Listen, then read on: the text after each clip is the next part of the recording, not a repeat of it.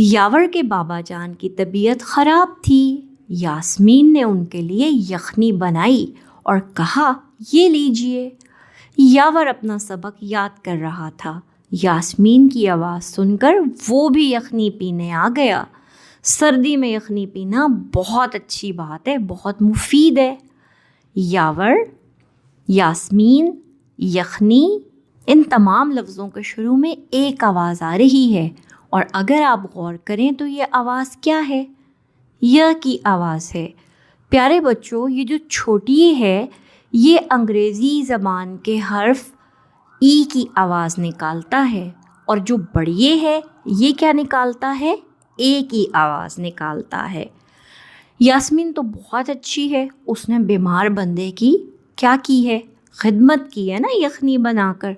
तो क्या आप इस तरह का काम करते हैं? और अब छोटिए और बड़िए का पैगाम आपके नाम। अपना सबक रोज़ याद कीजिए और अपना बहुत सा ख्याल रखिए।